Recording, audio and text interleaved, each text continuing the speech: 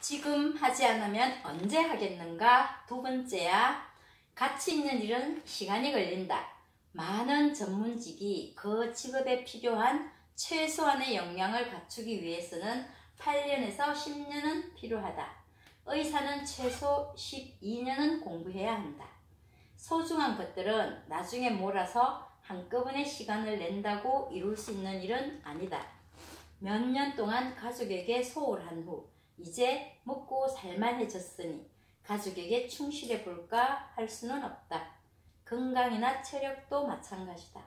한 가지 목표에 집중하는 동안에도 삶의 다른 중요한 일에 매일 시간을 쏟을 수 있는 시스템을 갖추라는 것. 프리맥 원리가 있어. 열정이 느껴지지 않지만 중요한 과제를 수행할 때는 그보다 훨씬 재미있고 자극적인 일이 떠올라서 집중력이 흐트러지게 마련이다. 그래서 해야 할 일, 우선 노트를 2권 준비하라는 것이야. 과제와 방해물 노트. 모든 일을 과제와 방해물로 나누어서 과제를 우선 집중하고 잠시 휴식하면서 방해물 노트에 적힌 일을 하되 10분이나 15분 안에 끝내도록 해야 한다는 것이야. 미처 끝내지 못했더라도 멈추고 다시 과제로 돌아가라는 것이야. 또 하나는 과제 목록 끝머리에 쉽게를 써놓으래. 잘했어, 그거 봐, 쉽잖아 하는 말. 어차피 해야 할 일에 스트레스나 압박은 도움이 되지 않거든. 생각보다 더 많은 일을 해낼 수 있는 능력이 인간에게는 있고, 쉽게라는 것은 이것을 꺼내는 마법이다. 너무 바빠서 대신 쉽게. 타임이 선정한 우리 시대 최고의 명상가라는 리오 바바우타라는 사람. 큰 빚을 지고 과체중에 정크푸드 중독에서 완전 실패자가 된 것 같은 절망의 늪에서 죽고 싶다는 생각에 빠져 있을 때 다시 한번 일어서기 위해 현명한 사람들을 찾아다니며 얻은 결론이 있었대. 무조건 한 가지만 바꿔보자는 것이었는데, 완전히 바꾸고 싶다면 하나만 바꾸라. 나처럼 금년부터 시작해도 좋다. 나는 담배를 끊는데 성공했고 금년에 따른 스트레스를 극복하려고 달리기를 시작했다. 달리기로 얻은 몸매를 유지하기 위해 채식주의자가 되었고 푸른 채소 덕분에 몸과 마음이 맑아지면서 200만 명의 구독자를 가진 명상가가 되었다. 지복이란 즐거움을 안겨주는 것이 최고조에 이른 상태다. 인생을 살다 보면 풀리는 날보다 안 풀리는 날이 몇백 배는 더 많다. 나를 옹호하는 사람보다 비아냥대는 사람이 몇십 배는 더 많다. 죽을 고비가 한두 번이 아니고 질 것을 알면서도 뛰어들어야 하고, 오늘 지복을 안겨준 것이 내일은 아닐 수도 있다. 그럴 때는 간단하다. 다시 시작하면 된다. 7점짜리 인생을 선택하지 말라는 것이 있네. 뭔가를 1점에서 10점으로 평가할 때는 절대 7점을 선택하지 마라. 무엇을 거절할 때도, 뭔가에 전부를 걸고 도전을 할 때도 7보다는 6이나 8이 훨씬 다른 결과를 가져올 것이다. 경청할 만한 조언을 얻는 것도 중요하지만 무시해도 좋을 조언을 가려내는 것도 중요하다. 세상에 나는 단 한 명뿐이고 누구도 나와 똑같은 방식으로 일할 수 없다. 관계라는 수레바퀴는 어떻게든 고쳐서 끌고 갈 수 있는 것이 아니다. 떠나보낼 수 있을 때에는 떠나보내라. 원하는 사람이 전혀 책을 읽지 않는 사람인가? 그렇다면 포기하라. 책을 읽지 않는 사람과 할 수 있는 일은 아무것도 없다. 단언컨대 세상을 가치 있게 살아가는 사람들, 커다란 성공과 성과를 일군 사람들, 누구보다도 현명하고 지혜로운 사람들은 한 명의 예외 없이 독서광이다.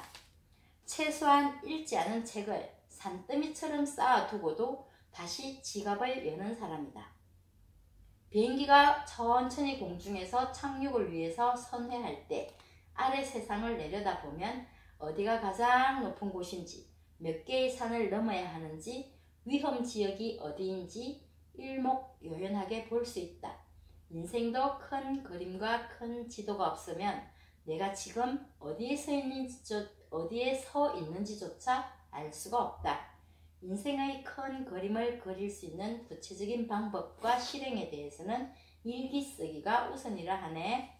그리고 호흡에 집중하여서 나를 객관적으로 바라볼 수 있는 명상과 나와 함께 있는 것을 즐기고 좋아하는 멘토가 있어야 한다고. 그래서 뭐라는 게 있어. 화가 치밀어 오르거나 계속 기분이 저조할 때, 앞이 잘 안 보일 때, 그래서 뭐라는 질문을 던지라네.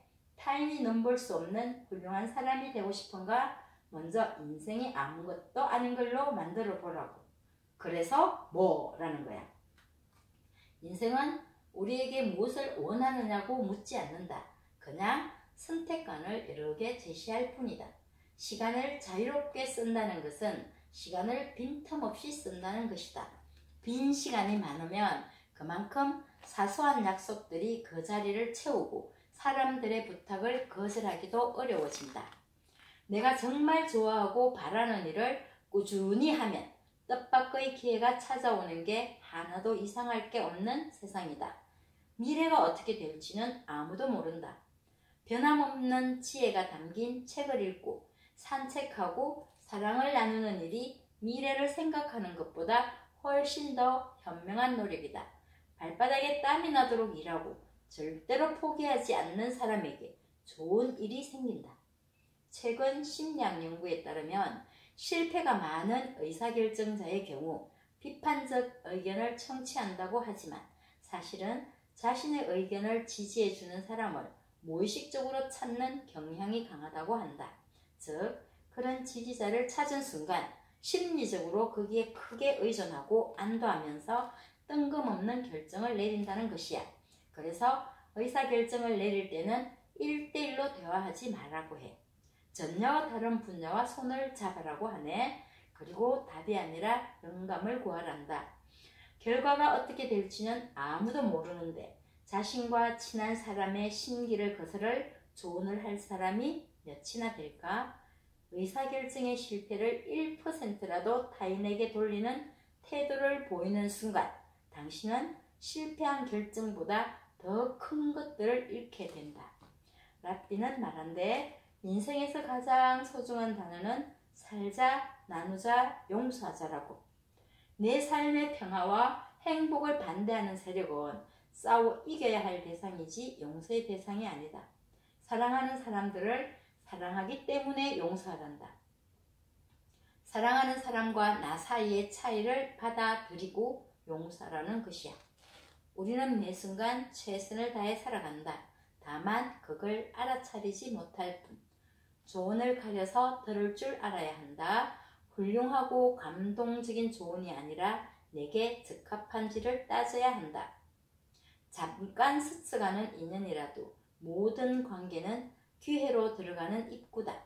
앞으로 5년 동안의 계획을 세우기보다 지금 내가 감사할 대상이 누군지 둘러보는 게 현명하다. 웃어넘길 수 없으면 우리는 사소한 일에 목숨을 걸게 된다. 그러니 웃어넘겨라. 차가 끓기거나 분리수거 날짜를 놓쳤는가? 깜빡이를 켜지 않고 불쑥 뛰어든 차 때문에 경적을 누르려는 순간인가? 웃어넘겨라. 빨리 웃어넘길수록 빨리 삶으로 돌아올 수 있다. 웃어넘기는 습관은 집중력을 회복하는데 가장 탁월한 방법이다. 가장 지혜로운 채찍은 휴식이다. 무대 전면에 나서는 성공도 있고 무대 뒤에 존재하는 성공도 있다. 내가 살면서 얻은 교훈은 인생은 실패의 연속이라는 사실이다. 완전히 리셋할 수 있는 최고의 휴식을 갖지 않으면 실패를 끊어낼 방법이 없다. 성공이란 내가 버텨내지 못할 실패는 없다는 확신의 상태다. 하지 않으면 계속 인생의 숙제처럼 남아있는 일은 모두 시도하라. 뼈아픈 실수는 고통스럽다. 그리고 그 고통은 변화를 가능하게 한다. 뼈아픈 경험의 복귀는 자신의 약점이나 무지, 실수를 정면으로 쳐다볼 수 있게 해준다. 상처난 곳을 정확히 들여다봐야 좋은 약을 쓸 수 있듯이 후회 없는 삶을 살려면 아픈 것들을 적극적으로 들여다보는 일이 꼭 필요하다. 중독의 중심에는 늘 트라우마가 있다. 트라우마는 없어지지 않는다. 다만 우리는 트라우마와의 대화를 통해 그 부작용을 막을 수 있을 뿐이다. 이 대화에서 가장 필요한 것은 호기심과 연민이다. 우리는 진정한 삶을 위해 내면의 목소리에 귀 기울이라는 조언을 받는데, 이때 마음의 소리를 경청한다는 것은 곧 자기 트라우마와의 대화를 나눈다는 뜻이다. 사람들은 달에 갈 생각을 하느라 자기 발밑에 핀 꽃을 보지 못한다. 살아가면서 큰 위기를 맞이했을 때 가장 큰 힘을 발휘하는 것은 대부분 부드러움이다. 평생에 걸쳐 배워야 할 것이 있다면 부드러움이다. 멋진 삶을 사는 열쇠는 멋진 하루가 많아지는 것. 빌리기 위해서 벌고 쓰기 위해서 빌리는 덫에만 빠지지 않는다면 멋지고 창의적인 삶을 위한 최고의 전략이다. 빚지지 말라는 것이겠지. 세계 최고 퍼포머들의 5가지 특성이 있어. 첫째는 책벌레다. 둘째, 깜짝 놀랄 정도로 입이 무겁다. 타인의 실수는 보지도 않고 퍼뜨리지도 않는다. 셋째, 작은 몰입의 천재들이다. 넷째, 타인의 성장에 기꺼이 투자한다. 다섯째, 거절의 달인이다. 모든 사람을 친구로 둘 수는 없으니까.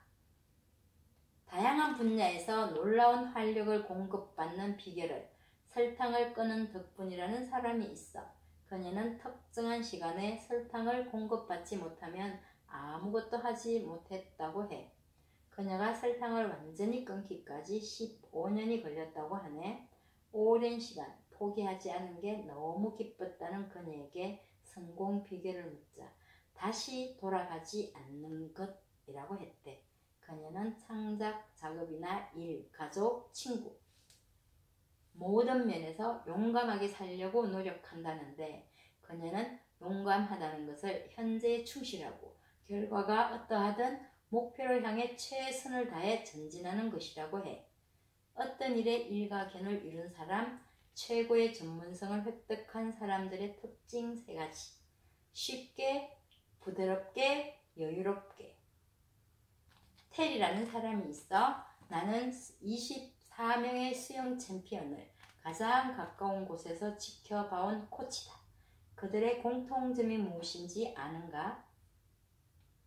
그들은 1등을 못해서 낙담하거나 슬퍼한 적이 없다. 그들이 자신에게 실망하는 유일한 경우는 연습에 빠졌거나 연습을 게을리했을 때다. 연습을 사랑하는 경지에 오르고 싶은가? 어제보다 10cm만 앞으로 더 나가라. 나는 이 책에 소개하는 인생 현자들과 인터뷰하면서 그들의 작지만 중요한 공통점 한 가지를 발견했다. 타이탄의 도구들에 등장하는 최고의 성공자들이 대부분 아침에 일기를 쓰는 습관이 있는 것처럼 많은 인생 현자들이 운동을 새벽이나 이른 아침에 한다는 것이다. 운동은 절대 남는 시간에 해도 되는 일이 아니다. 초점이 모든 것의 열쇠다. 아침에 안 하면 하루 종일 숙제처럼 머릿속에서 떠나지 않는 일. 그것이 곧 인생에서 꼭 해야 할 일이다. 결국 초점을 되찾는다는 것은 사라지지 않고 계속 인생에 남아있는 일을 하나씩 치워나가는 작업이다. 제거하기와 하기로 나누라. 몇 달은 하지 않기에 집중하고 몇 달은 하기에 집중한다 하네. 이것도 노트 2개가 필요한 사람이겠지. 시인 에머슨의 말이야. 진정 성공한 삶이란 자주 그리고 많이 웃는 것, 현명한 이에게 존경을 받고 아이들에게 사랑을 받는 것, 자기가 태어나기 전보다 세상을 조금이라도 더 나은 곳으로 만들고 떠나는 것, 자신이 한때 존재했음으로 인해 단 한 사람이라도 행복했다면 그것이 바로 성공한 삶. 짐 로허 박사님의 말이야. 인생의 회복력을 위해 매일 일기를 쓰라. 1분이라도 괜찮다. 숫자로 만들 수 있는 것은 최대한 수량화하라. 미국을 대표하는 모골 스키 선수였으며 나중에는 최고의 여성 익스트림 스키어가 되어 12년 동안 1인자의 자리를 지켰다는 크리스틴 울머의 말이야. 가장 친한 친구 5명을 시작으로 점점 많은 지인들과의 관계를 끊어나갔다. 쉽지 않은 일이었다. 하지만 과거의 나로부터 자유로워지고 좀 더 갖고 나가고 싶은 내 삶의 부분에 집중하고 싶었다. 물론 외롭기도 했다. 그러나 차츰 깨달았다. 좋은 관계, 두려움이 없는 관계는 늘 일정한 거리를 담보로 한다는 것을. 흥미롭고 활력 넘치는 새로운 사람들을 만날 수 있는 가벼운 기회만 가져도 인간관계는 충분하다는 것을. 일정한 거리를 두어도 얼마든지 완벽한 친구관계로 지낼 수 있다는 것을. 우리는 친구보다 자신을 더 사랑하는 사람을 인생의 동행으로 삼아야 한다. 자신을 돌보고 성찰하는 일을 우선순위 목록에 올려놓은 사람과 속 깊은 대화를 나눠야 한다. 부정적 감정으로 집중력이 흐트러지면 5분 동안 아무것도 아닌 일을 하란다. 133명의 인생 현자들이 말하는 결론이야. 언젠가라는 시간은 없다. 우리가 힘겨운 압박 속에서 살아가는 이유는 원하는 삶을 살지 못해서가 아니다. 자꾸만 미루는 삶을 살기 때문이다. 오래된 나를 떠나 완전히 새로운 나를 만들어 인생을 변화시킬 수 있는 현자는 바로 당신이다. 지금 시작하라. 지금 하지 않으면 언제 하겠는가는 여기까지야. 지금까지 중에서 꼭 기억해야 할 거 뭐가 있지? 나는 삶의 숫자는 0 더하기 1 그리고 8 운동과 일기 그 봐 쉽잖아. 그래서 뭐 책벌레 지금부터 한 가지만 지금부터 날마다 행복하길. 안녕.